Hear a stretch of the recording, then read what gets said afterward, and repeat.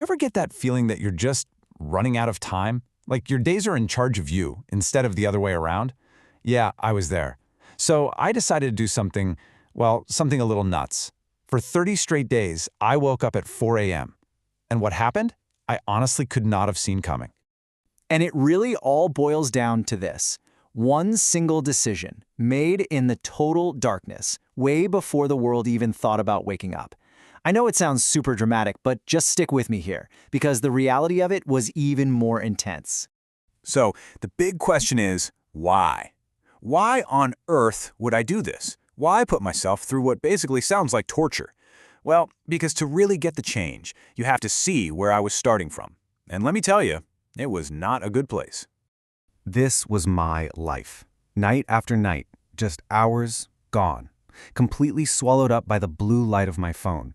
I'd fall into bed way too late, feeling that awful mix of exhausted but somehow wired, knowing I just wasted another evening, but feeling totally powerless to stop.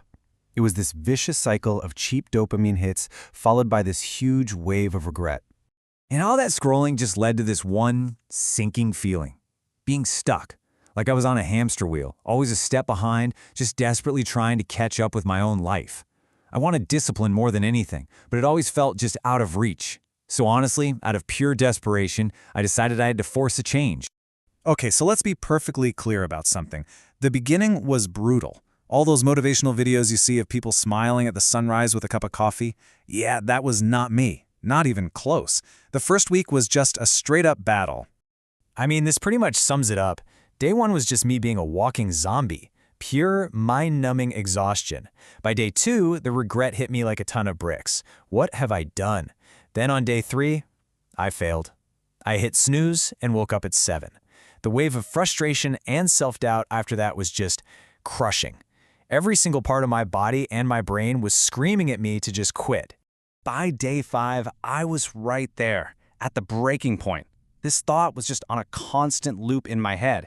The idea of going back to my old comfortable habits felt so easy. I was so close to just throwing in the towel.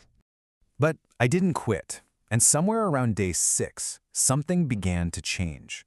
It wasn't some huge moment of clarity, no lightning bolt from the sky. It was way quieter than that. It was me actually starting to adjust.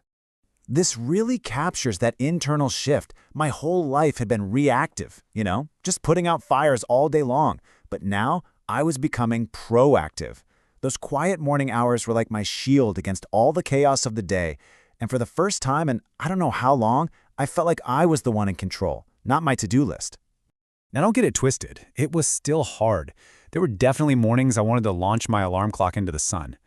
But that feeling of being ahead of my own day, of getting something important done before most people were even awake, that was becoming powerful. It was almost addictive. And then we got to the second half of the month. This is where everything really clicked into place. The daily battle started to feel less like a battle and more like a victory. All those tiny, hard-won adjustments started to snowball into a full-blown transformation. The results were, well, they were staggering. That mental fog I used to live in every day, it was just gone, replaced with this incredible clarity. My confidence shot through the roof because I was keeping a really hard promise to myself every single morning.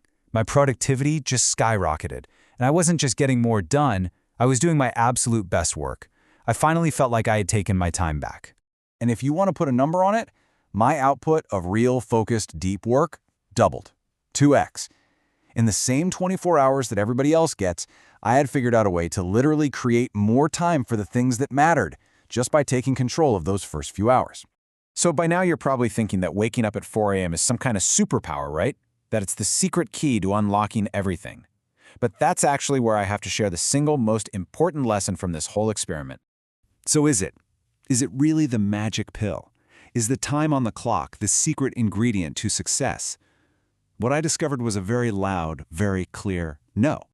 This is a crucial part. The time itself is just an empty container. Waking up at 4 a.m. to just scroll on your phone is completely useless. The magic isn't the hour, it's the intention. It's about using that precious, uninterrupted, quiet time to build something, to learn something, to work on yourself. That is everything.